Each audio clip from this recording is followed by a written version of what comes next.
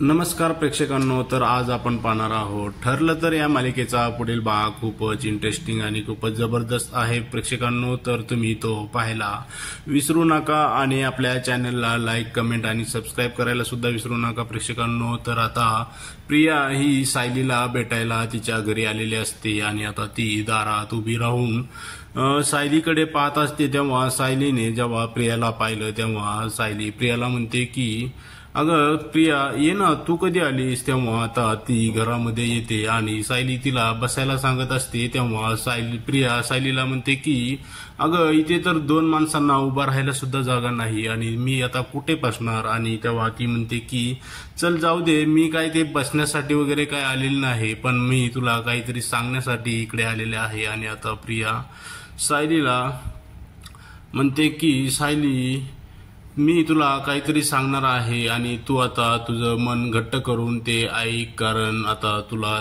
हे ऐकून खूपच जबरदस्त असा धक्का बसू शकतो। तेव्हा सायली खूपच शांतपणे प्रियाला म्हणते की तुला जे काही सांगायचं आहे ते आता तू सांगू शकतेस। आणि आता प्रिया सायलीला म्हणते की सायली, माझं आणि अर्जुनचं लग्न, सायली तू आता मन घट्ट करून ऐक की मी तुला काय सांगणार आहे, असं प्रिया सायलीला म्हणत असते। आणि आता ती म्हणते की सायली, माझं आणि अर्जुनचं लग्न होणार आहे। तेव्हा सायली प्रियाकडे पाहून हसते आणि तिला म्हणते की ठीक आहे, बस तू, मी तुझ्यासाठी कॉफी बनवते, की तुझी आवडती स्ट्रॉंग कॉफी तुला देऊ। तेव्हा प्रिया सायलीला म्हणते की अगं तुला काहीच वाटत नाही का की माझं आणि अर्जुनचं लग्न होणार आहे आणि तरीही तू मला कॉफी द्यायचं बोलत आहेस। तेव्हा सायली हसत तिच्याकडे पाहते आणि तिला म्हणते की प्रिया, तुला आठवतं का जेव्हा आपण लहान होतो तेव्हा तू चंद्र तोडून आणायचं स्वप्न पाहिजेस आणि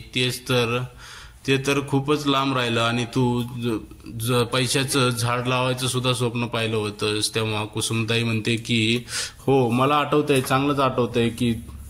तेव्हा सायली म्हणते की तू तर नाणी पेरून पैशांचे झाडं उगवणार होतीस, परंतु आतापर्यंत तुझं एकही स्वप्न पूर्ण झालेलं नाही आणि आता तू जे हे स्वप्न पाहत आहेस की माझ्या नवऱ्याची बायको व्हायचं, तेही तुझं स्वप्नच राहणार आहे। आता असं बोलल्यानंतर प्रिया ही सायलीवरती खूपच चिडते आणि तिला म्हणते तू काय डोक्यावर पडलीस का ग, मी तुझे डिवोर्सचे पेपर कोर्टात दाखल केले आहे। तेव्हा तू आता अर्जुनची एक्स बायको झालेली आहेस। तेव्हा आता सायली प्रियाला म्हणते की प्रिया, मी अर्जुनची बायको आहे आणि बायको कधीही एक्स होत नसते, त्यामुळे तू जे डिवोर्सचं काय सांगतेस मला, डिवोर्स तर नाही ना, डिवोर्स हा पती पत्नीचा होऊ शकतो, परंतु जे जोडपं प्रेमात पडलं आहे त्यांचा डिवोर्स ह्या जगामध्ये कोणीही करू शकत नाही आणि तू तर ते 7 जन्मात सुद्धा करू शकत नाही साधनी।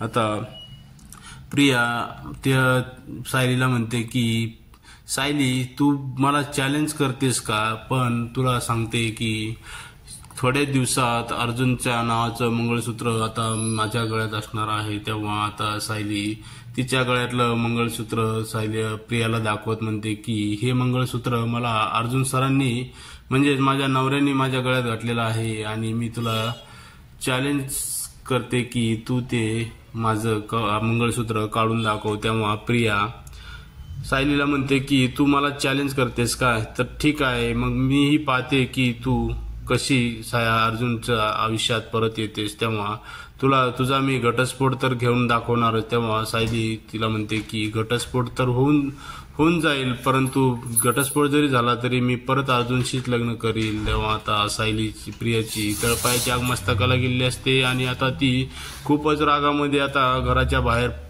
म्हणजे सायलीने तिला हाकलून दिलेलं असतं आणि आता ती जेव्हा घराच्या बाहेर येते तेव्हा तिला तिकडे मधुभाऊ भेटतात आणि मधुभाऊ प्रियाला पाहून म्हणतात की तू इकडे कशी काय आली आहेस। तेव्हा प्रिया मधुभाऊंना म्हणते की तुमच्या लाडक्या मानसकन्याला भेटायला आले आहे, पण इथं आल्यावर समजलं की ती पागल झाली आहे। तेव्हा मधुभाऊंना काही समजत नाही की ही असं का बोलत आहे आणि मधुभाऊ तिला म्हणतात की तू असं का बोलत आहेस? तेव्हा प्रिया मधुभाऊंना म्हणते की मधुभाऊ, माझं आणि अर्जुनचं आता लग्न होणार आहे. तेव्हा आता मधुभाऊंनाही खूप मोठा धक्का बसलेला असतो आणि त्यांना माहीत असतं की हे जेव्हा प्रियाने सायलीला सांगितलं असेल तेव्हा नक्कीच सायलीला मोठा धक्का बसला असेल. त्यामुळे सायली आता कशी असेल ह्याची चिंता आता मधुभाऊंना लागलेली असते. आणि आता प्रिया मधुभाऊंना म्हणते की मधुभाऊ, मला तुमच्याशी जास्त बोलायला वेळ नाही. मी तुम्हाला फॉर्मॅलिटी म्हणून इन्व्हिटेशन पाठवीन, पण मला माहित नाही की माझ्या सासरचे लोक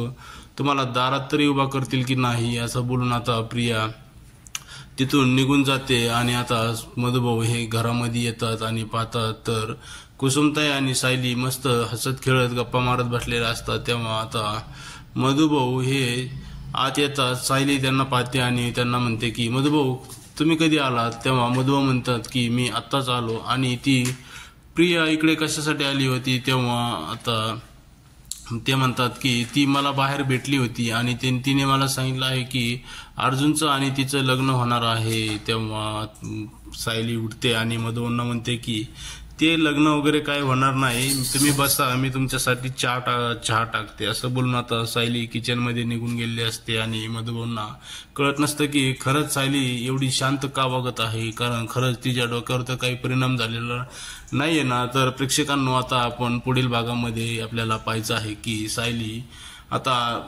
तन्वी म्हणजे प्रियाचं आणि अर्जुनचं लग्न कसं काय रोखणार आहे आणि तिला प्रतिमा आणि चैतन्य हे लोक कशी साथ देणार आहे तेच आता आपल्याला पुढील भागामध्ये पाहायला मिळणार आहे प्रेक्षकांनो. तर तुम्ही आपल्या चॅनलला सबस्क्राईब करायलाही विसरू नका. धन्यवाद.